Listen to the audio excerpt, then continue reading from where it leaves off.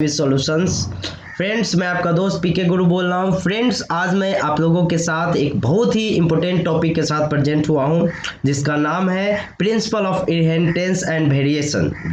जी बिल्कुल, ये जो है क्लास 12th का बायोलॉजी का चैप्टर है और बहुत ही इंपॉर्टेंट चैप्टर माना जाता है और अक्सर अधिकांश स्टूडेंट का जो है ये सबसे वीक चैप्टर माना जाता है, क्योंकि अधिकांश स्टूडेंट इस चीज़ को समझ ही नहीं पाते हैं कि क्या है ये वेरिएशन, है ना। तो उन सभी समस्याओं का हल जो है इस लेक्चर वीडियो में दिया गया है। फ्रेंड्स, मैं आपको ये बता देना चाहता हूँ कि ये चैप्टर का इम्पोर्टेंस क्या है। ये चैप्टर का इम्पोर्टेंस जो है नीट, जो वर्ल्ड का सबसे अच्छा खासा एग्जाम में माना जाता है, उस एग्जाम में आपको जो है 5 क्वेश्चन पूछे जाते हैं इस चैप्टर से। तो फ्रेंड्स, मैं आपको बताना चाहता हूं कि ये 5 क्वेश्चन जो है, अगर ये अच्छी तरीके से आप अगर देख लेते हैं, इस लेक्चर वीडियो को पूरा देख लेते हैं, तो जरूर आपका ये 5 क्वेश्चन कंप्लीट कर लेंगे आप। तो फ्रेंड्स, आशा करता हूं कि आप इस वीडियो को लास्ट तक जरूर देखेंगे और प्लीज अगर इस वीडियो से आप कुछ भी सीखते हैं तो इसे लाइक, सब्सक्राइब और अपने दोस्तों में शेयर जरूर करें। Principal of inheritance and variation में हम किस चीज को पढ़ते हैं कि एक जो करेक्टर है वो किस तरीके से अपने पेरेंट्स से प्रोजेनी में ट्रांसफर होता है, उस चीज को हम principal of inheritance and variation में पढ़ते हैं।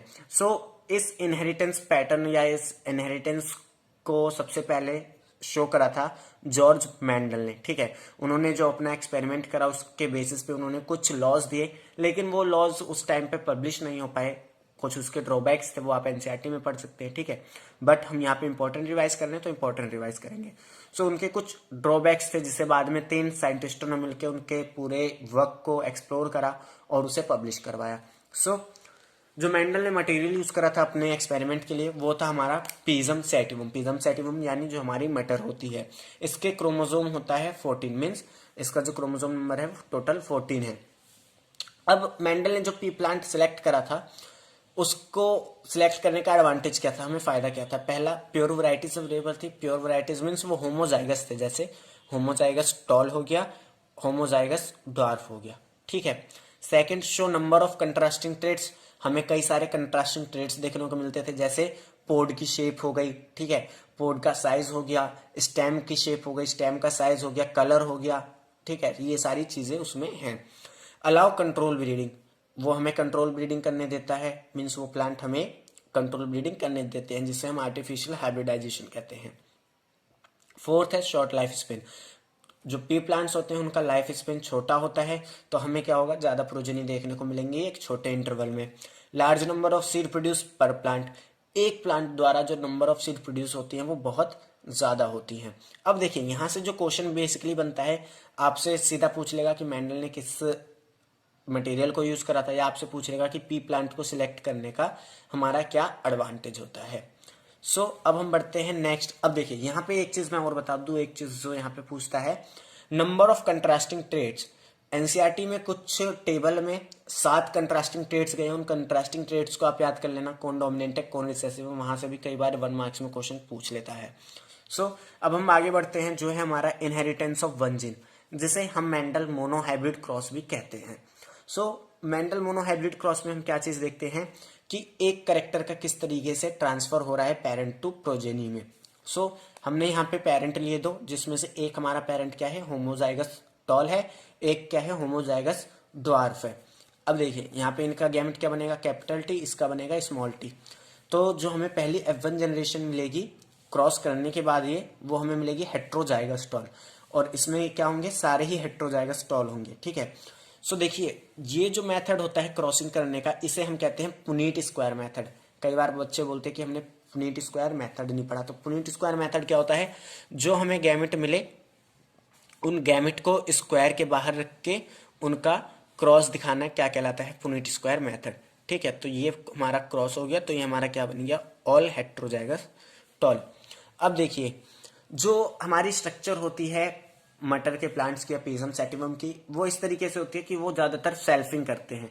ठीक है, बट उनकी स्ट्रक्चर इस तरीके से होती है कि वो क्रॉस फर्टिलाइजेशन को भी, मतलब अपने अंदर कंट्रोल ब्रीडिंग जो उनकी होती है उसे भी करने देते हैं, मीन्स आर्टिफिशियल हाइब्रिडाइजेशन करने की इजाजत वो देते हैं।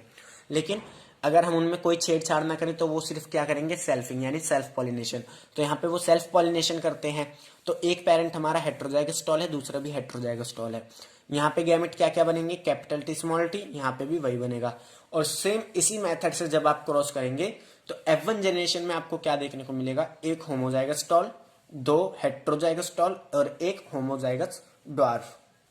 जो इसका फिनोटाइपिक रेशियो आएगा वो क्या होगा, 3 टॉल, क्योंकि टोटल 3 टॉल बने हमारे और एक ड्वार्फ। फिर आता है जीनोटाइपिक रेशियो कि एक हमारा बनेगा होमोजाइगस टॉल, 2 बनेंगे हेट्रोजाइगस टॉल, 1 बनेगा होमोजाइगस ड्वार्फ। अब देखिए कई बार क्या होता है, यहाँ पे आप फिनोटाइपिक रेशियो लेटर लेते हैं 3:1 होगा, ठीक है। बट कई बार बोर्ड एग्जाम में कैसे पूछ लेगा कि हमने 2 प्लांट को क्रॉस कराया, उसमें क्या हुआ कि जब हमने सेल्फिंग होने दी F1 जनरेशन की तो सेकंड जनरेशन में हमें 3 प्लांट टॉल मिले तो और एक ड्वार्फ मिला, इसका क्रॉस हमें करके दिखाइए। तो कई बच्चे कंफ्यूज हो जाते हैं, तो आपको क्या करना है, यही क्रॉस करके दिखा देना है। उसके बाद हम आते हैं टेस्ट क्रॉस पे। इंपॉर्टेंट टॉपिक है, कई बार बोर्ड एग्जाम में 2 मार्क्स में पूछा जाता है। Use to determine genotype of tall plant और इंडिविजुअल। टेस्ट क्रॉस का हम यूज करते हैं ताकि हम किसी भी टॉल प्लांट का, देखिए जैसे हमें ये 2 टॉल प्लांट मिले हैं, अब फिनोटाइप से तो हम बता नहीं सकते कि वो होमोजाइगस है या हेट्रोजाइगस है, ठीक है। फिनोटाइप से हम नहीं बता सकते कि वो होमोजाइगस है या हेट्रोजाइगस है। तो उस चीज को देखने के लिए कि वो होमोजाइगस है या हेट्रोजाइगस है, हम टेस्ट क्रॉस करते हैं, ठीक है। तो यहाँ पे मैंने पहला केस लिया है कि अगर जो हमारा प्लांट है वो क्या है, होमोजाइगस टॉल है। तो अगर वो होमोजाइगस टॉल है तो हमारी जितनी भी प्रोजेनी बनेंगी F1 जनरेशन में वो सारी क्या होंगी, टॉल होंगी। यहाँ पे मैं आपको टेस्ट क्रॉस करने का एक मेथड भी बता देता हूँ, क्योंकि यहाँ पे मैंने मेथड नहीं लिखा।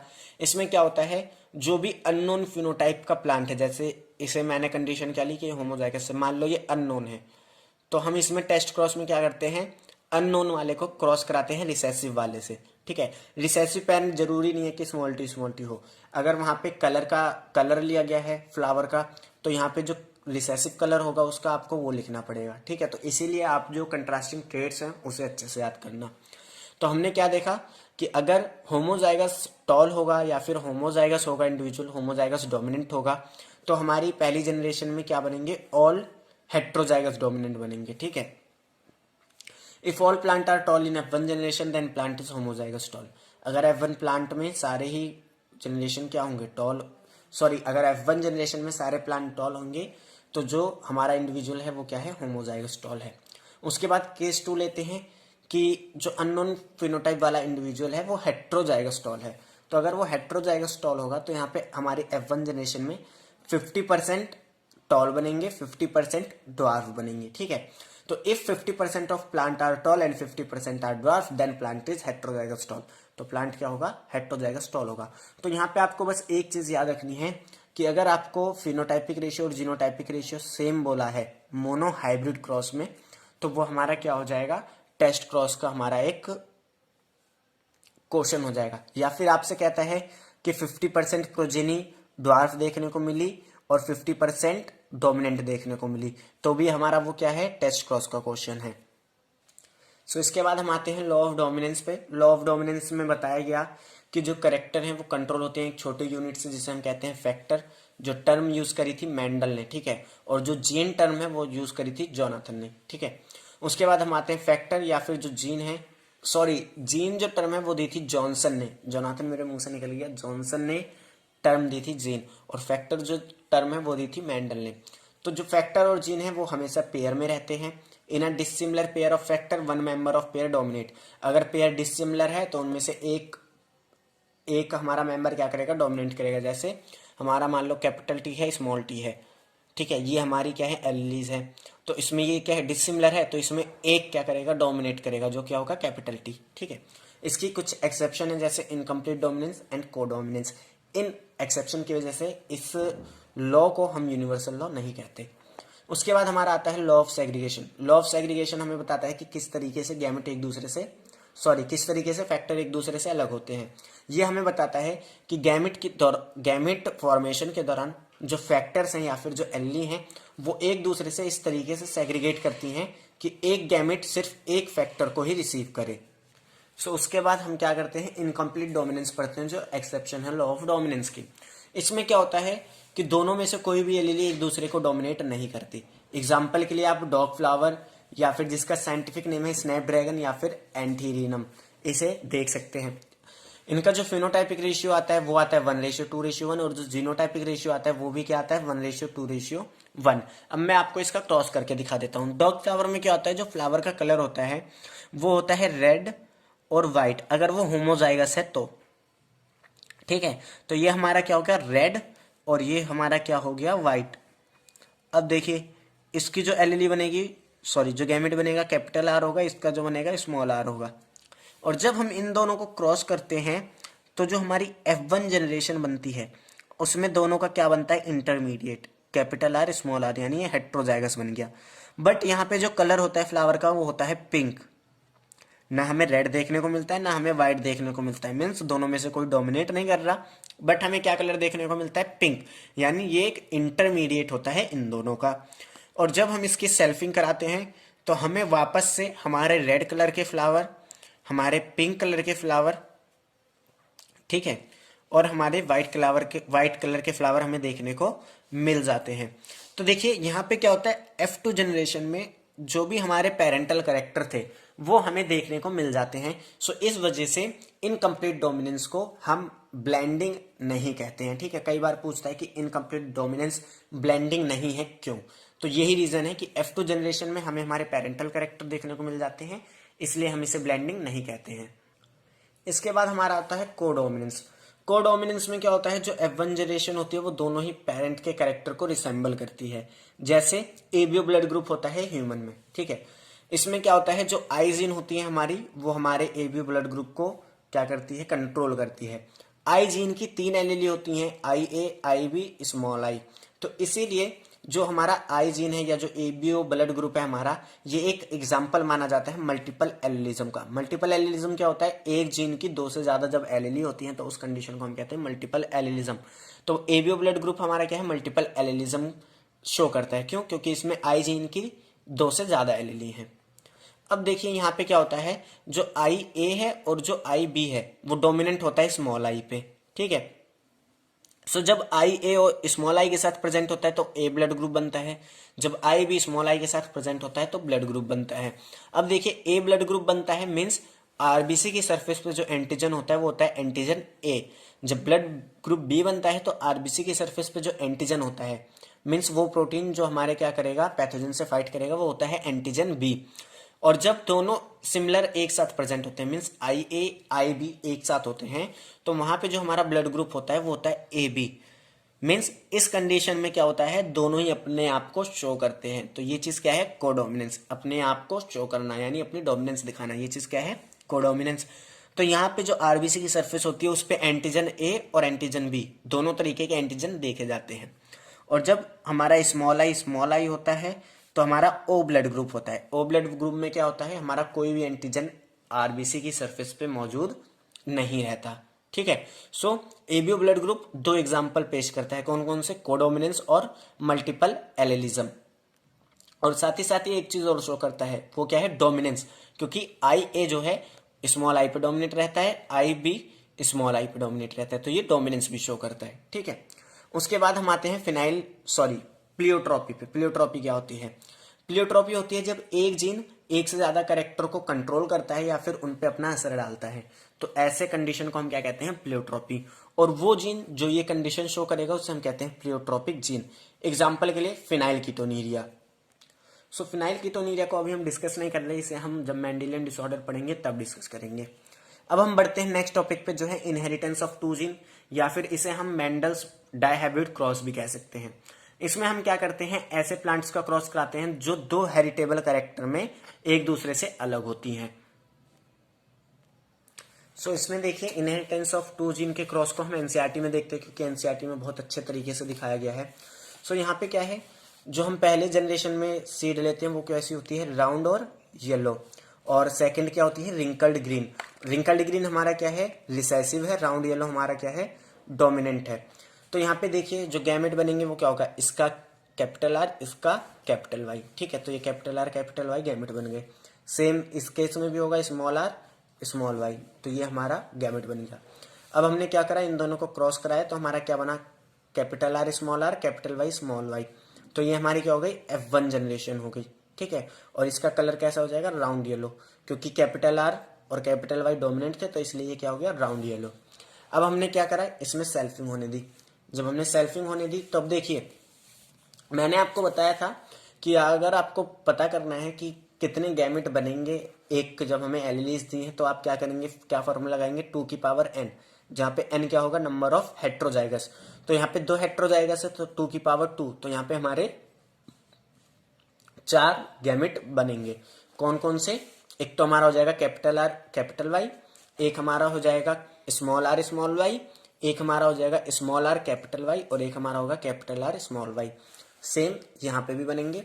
और जब हम इन्हें क्रॉस करते हैं उसके बाद हमें ये हमारी प्रोजेनी देखने को मिलती है। ठीक है, इन्हें आप खुद अपनी कॉपी में क्रॉस करके देख लीजिएगा, आपको आंसर मिल जाएगा। इसका बेसिकली हमें क्या देखना है, बस फिनोटाइपिक रेशियो देखना है।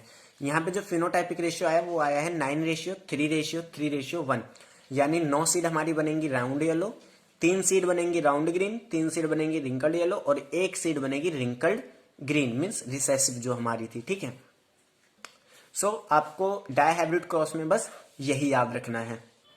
उसके बाद हम पढ़ते हैं लॉ ऑफ इंडिपेंडेंट असॉर्टमेंट।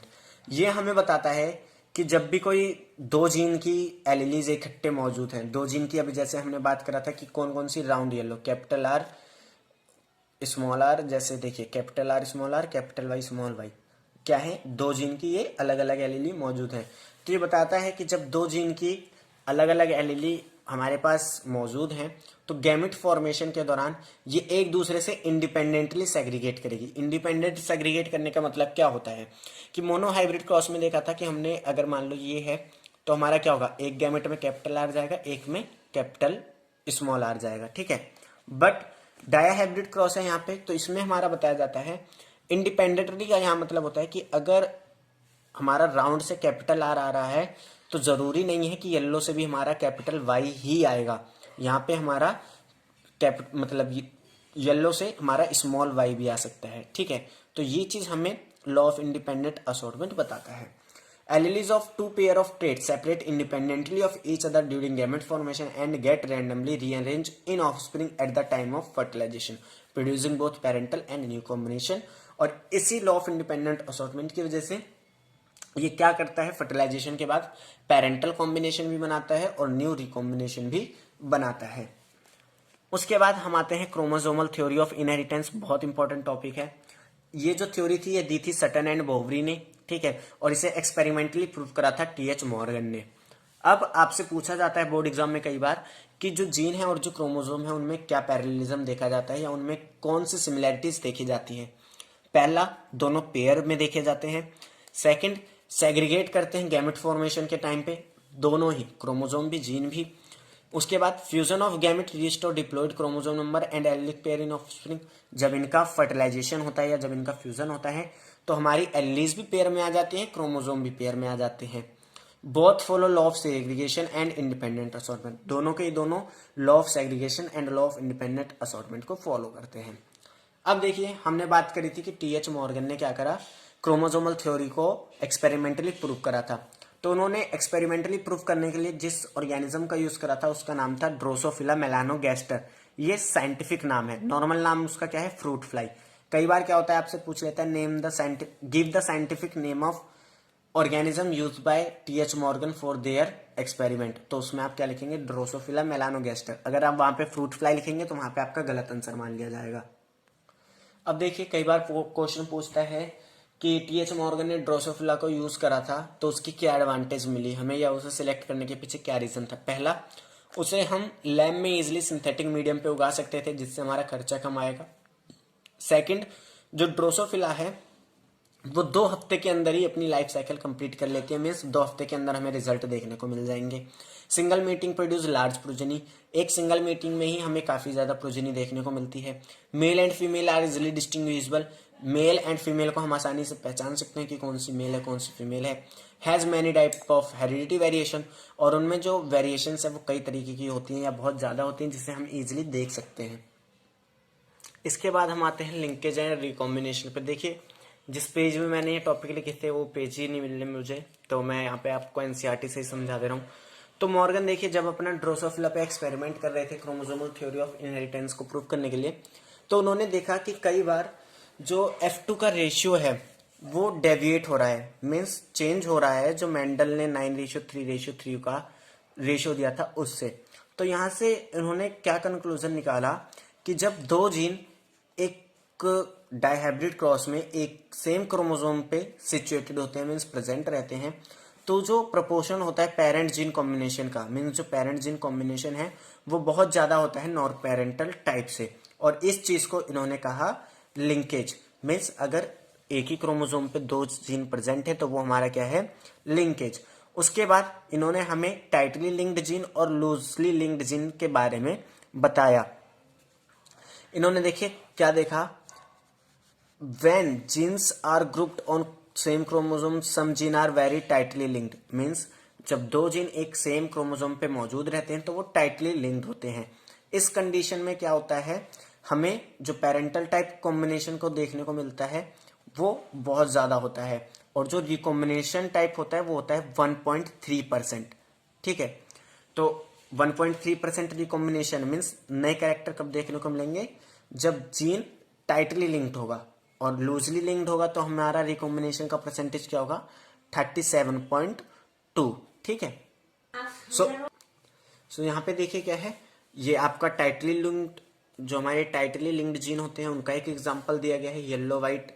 ठीक है, और ये जो लूजली लिंक्ड है उनका हमारा एक क्रॉस दिया गया हुआ है, तो इन दोनों को आप अच्छे से रीड कर लेना। सो यही हमारा लिंकेज एंड रिकॉम्बिनेशन। अब हम आते हैं सेक्स डिटर्मिनेशन पे। तो देखिए सेक्स डिटर्मिनेशन में क्या होता है कि किस तरीके से किसी भी इंडिविजुअल का सेक्स डिटरमाइन होता है कि वो मेल होगा या फिर फीमेल होगा। तो ये चीज डिपेंड करती है कि जो गैमेट फ्यूज कर रहे हैं उनके अंदर सेक्स क्रोमोसोम कैसा है। अगर XX है तो फीमेल बनेगा, XY है तो मेल बनेगा। ठीक है, अब देखिए ये जो X और XY का सिस्टम है, इसमें हमारा एक आता है मेल हेट्रोगैमेटी, एक आता है फीमेल हेट्रोगैमेटी। मेल हेट्रोगैमेटी क्या होती है, जब मेल दो तरीके के गैमेट बनाए, कौन कौन से, X और Y। ये ज्यादातर देखा जाता है किस किस में, ड्रोसोफिला में हमारा हो गया और ह्यूमंस में। ये दो एग्जाम्पल आप याद कर लेना, ह्यूमंस और ड्रोसोफिला। एक हमारा होता है फीमेल हेट्रोगैमेटी। फीमेल हेट्रोगैमेटी में क्या होता है, फीमेल दो तरीके के गैमेट बनाती है, जैसे हमारा हो जाएगा ZW। ठीक है, फीमेल क्या बनाती है, ZW, मीन्स एक बना 50% Z होगा, 50% W होगा। और जो मेल होगा इसमें वो क्या होगा, फीमेल हेट्रोगैमेटी में वो एक ही तरीके की गैमेट बनाएगा, जैसे ZZ, जैसे आप ये एग्जाम्पल में देख सकते हैं। इसका एग्जाम्पल अगर हम बात करें तो क्या हो जाएगा, एक हमारा हैंड्स हो जाएंगे। ठीक है, और जो हमारे इंसेक्ट्स होते हैं वो इस तरीके के, जैसे कॉकरोच, वो क्या करते हैं, फीमेल हेट्रोगैमेटी शो करते हैं। बस आपको याद क्या रखना है, फीमेल हेट्रोगैमेटी में फीमेल डिसाइड करती है कि प्रोजेनी का करेक्टर क्या होगा, वो मेल होगा या फीमेल होगा। मेल हेट्रोगैमेटी में मेल डिसाइड करता है। इसके बाद एक हमारा आता है सेक्स डिटर्मिनेशन इन हनी बीज। तो हनी बीज वाला हम पढ़ते हैं। सो देखिए हनी बीज वाला हम क्या करते हैं, एक बार देखते हैं कि उनमें सेक्स डिटर्मिनेशन क्या होता है। देखिए हनी बीज में जो फीमेल होती हैं उनका क्रोमोसोम नंबर होता है 32, और जो मेल होते हैं उनका क्रोमोसोम नंबर होता है 16। ठीक है, 16 होता है। अब देखिए क्या होता है, फीमेल अपने गैमेट बनाएंगी तो कौन कितने बनेंगे, 16 यहाँ 16 यहाँ। अब देखिए फीमेल में बेसिकली क्या होता है, मियोसिस से गैमेट बनते हैं। ठीक है, बट मेल में क्या होता है, माइटोसिस से गैमेट बनते हैं। ये चीज याद रखिएगा, बहुत बार स्टेप पूछता है कि मेल में किस तरीके से बनते हैं, फीमेल में। मेल में माइटोसिस होती है, फीमेल में मियोसिस होती है। यहाँ पे 16 बन गए। अब देखिए अगर ये 16 मतलब फीमेल का जो 16 क्रोमोसोम वाला गैमेट है, अगर वो मेल के साथ फ्यूज कर जाता है तो 32 हमारे बन गए। अगर ये 32 बनाए तो ये हमारे क्या होगी, फीमेल बन जाएगी। ठीक है, और अब देखिए ये वाला गैमेट किसी के साथ फ्यूज नहीं करा तो इसमें क्या होगी, पार्थिनोजेनेसिस हो जाएगी। पार्थिनोजेनेसिस, पार्थिनोजेनेसिस क्या होता है, बिना ही फ्यूजन के जब फीमेल का जो गैमेट है वो डेवलप हो जाए इंडिविजुअल में, तो वो होता है पार्थिनोजेनेसिस। तो इसमें पार्थिनोजेनेसिस होगी और ये हमारा 16 मेल बन जाएगा। तो इस तरीके का जो सेक्स डिटर्मिनेशन है, जहां पे क्रोमोसोम नंबर डिसाइड करते हैं कि वो मेल होगा या फीमेल होगा, ऐसे हम सिस्टम को क्या कहते हैं, हैप्लोडिप्लॉन्टिक सेक्स डिटर्मिनेशन। ठीक है, सो सेक्स डिटर्मिनेशन काफ़ी इंपॉर्टेंट है, 3 मार्क्स में कई बार पूछा जाता है, तो इसे आप अच्छे से रेडी कर लेना। इसके बाद हम आते हैं म्यूटेशन पे। म्यूटेशन देखिए, यहाँ से कभी भी म्यूटेशन से नहीं पूछता, बस आपको क्या सिंगल शिफ्ट म्यूटेशन पता होनी चाहिए क्या होती है, फ्रेम शिफ्ट म्यूटेशन क्या होती है, जिसे जब हम चैप्टर 6 रिवाइज करेंगे तो उसमें हम उसे अच्छे से पढ़ेंगे। सो अभी मैं इसे छोड़ दे रहा हूँ। उसके बाद हम आते हैं पेडिग्री एनालिसिस पे। पेडिग्री एनालिसिस हम क्या करते हैं, इसमें हम एक फैमिली ट्री बनाते हैं और उसमें देखते हैं कि कौन सा एक पर्टिकुलर ट्रेट जो जिसे हम स्टडी कर रहे हैं कि वो एक जनरेशन से दूसरी जनरेशन में पास हो रहा है या नहीं हो रहा है। Analysis of trait in a several generation of a family is called pedigree analysis. In pedigree analysis, the inheritance of a particular trait is represented in family tree over generation.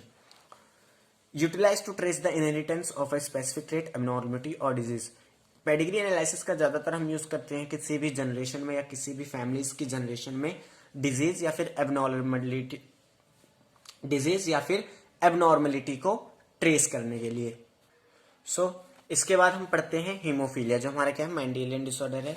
इसे हम ब्रीडर्स डिजीज भी कहते हैं। Sex linked होती है, means ये x chromosome पे present रहती है, और रिसेसिव डिजीज होती है, मीन्स जब ये एक्स कंडीशन में होगी तभी अपने आप को शो करेगी। बट इन मेल में क्या होगा, अगर ये एक्स क्रोमोसोम पे मौजूद है और मेल में क्या होता है, XY होता है, तो यहाँ पे भी ये अपने आप को शो करेगी। Small cut result in continuous bleeding due to absence of factor responsible for blood clotting. Haemophilia में क्या होता है, एक छोटा सा कट लगने की वजह से भी कंटिन्यूस ब्लीडिंग होने लगती है। ठीक है, क्यों? क्योंकि यहाँ पे ब्लड क्लॉटिंग के लिए जो फैक्टर रिस्पॉन्सिबल होते हैं वो अब्सेंट होते हैं। इसी वजह से इसे ब्लीडर डिजीज भी कहा जाता है, क्योंकि इसमें लगातार खून बहता रहता है। अब देखिए, इसमें मैं आपको एक क्रॉस करके दिखा दे रहा हूँ, बाकी कंडीशन आप खुद बना लेना।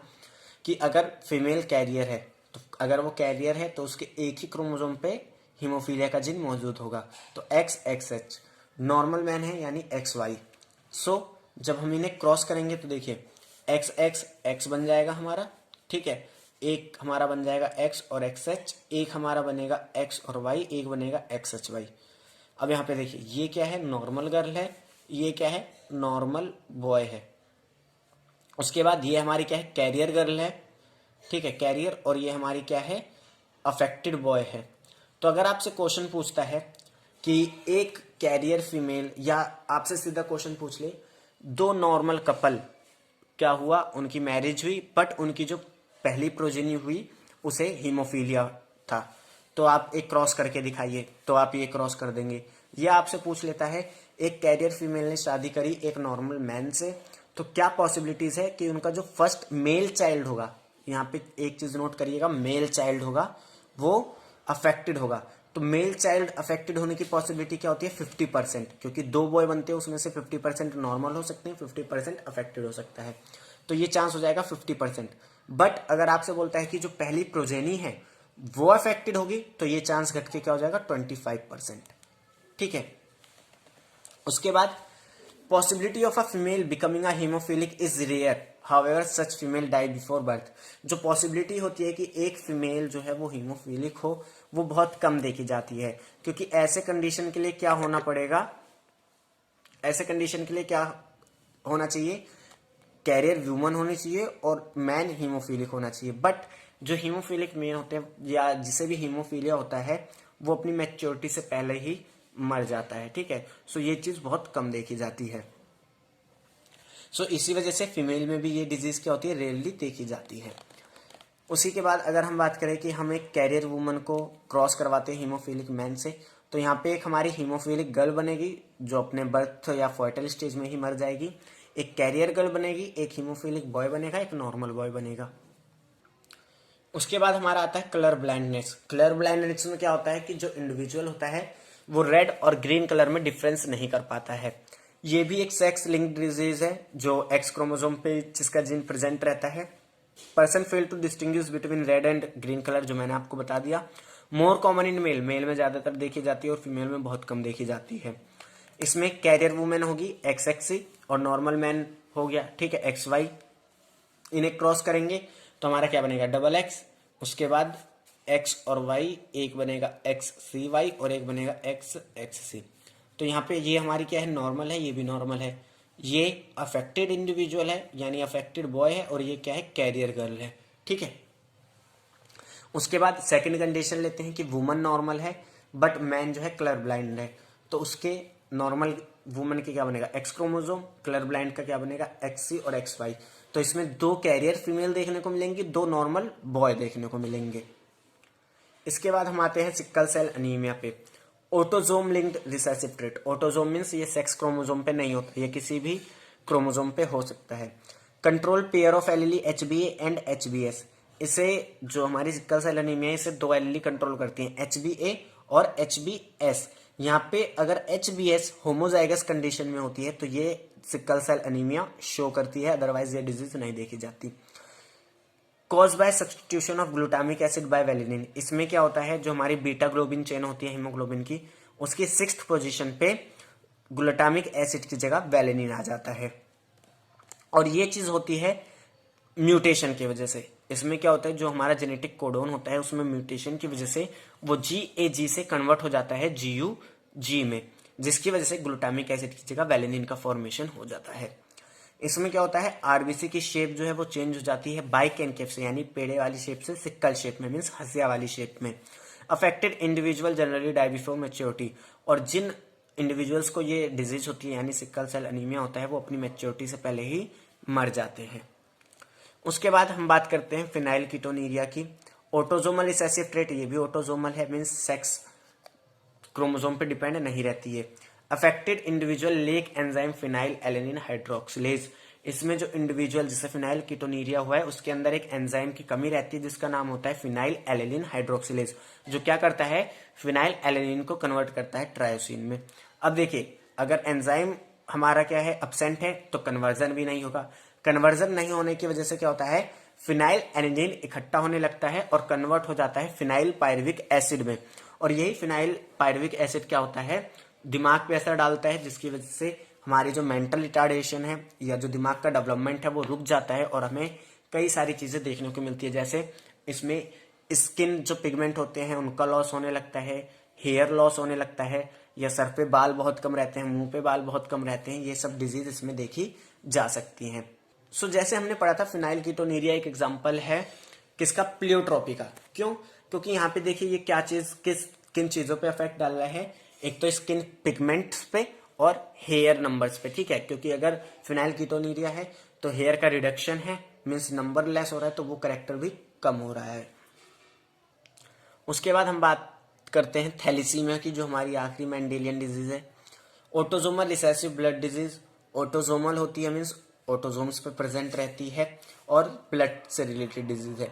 ओशा ड्यू टू म्यूटेशन और deletion of gene controlling the formation of globin chain.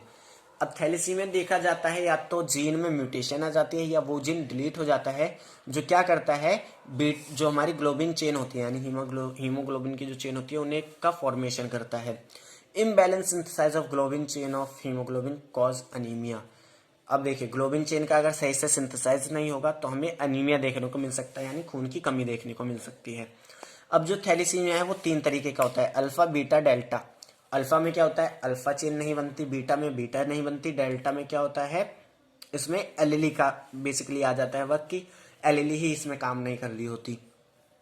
जो अल्फा थैलीसीमिया का जीन है वो होता है HbA1 एंड HbA2, और ये प्रेजेंट होता है 16 नंबर क्रोमोसोम पे। बीटा थैलीसीमिया का जो जीन है वो होता है HBB, जो प्रेजेंट होता है क्रोमोसोम नंबर 11 पे। डेल्टा थैलीसीमिया का जो जीन होता है वो होता है HBD जीन, जो प्रेजेंट होता है क्रोमोसोम नंबर 11 पे। बट जो डेल्टा थैलीसीमिया ये बहुत कम देखी जाती है, रेयरली देखी जाती है। उसमें जो कॉमन टाइप है वो है alpha thalassemia and beta thalassemia. So अब देखिए, कई बार आपसे क्वेश्चन पूछता है कि जो थैलीसीमिया है और जो हीमोफीलिया है दोनों ही हमारे क्या है, ब्लड रिलेटेड डिसऑर्डर है, बट दोनों में डिफरेंस क्या है, ठीक है, और दोनों में सिमिलैरिटीज क्या है। सो ये चीज आपको बतानी है। तो इनकी सिमिलैरिटीज क्या है, दोनों ही मेंडेलियन डिसऑर्डर को बिलोंग करते हैं, क्योंकि ये क्या होता है, म्यूटेशन की वजह से आता है, ठीक है, और अपने एक पेरेंट से दूसरे पेरेंट में क्या होता है, ट्रांसफर होता है, ठीक है। ये हमारी क्या हो गई, सिमिलैरिटी हो गई। अब इसमें डिससिमिलैरिटी की बात करते हैं।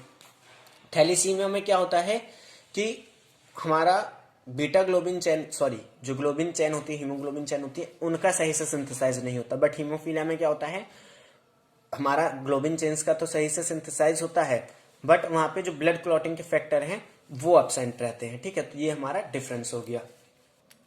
इसके बाद हम आते हैं क्रोमोसोमल डिसऑर्डर पे।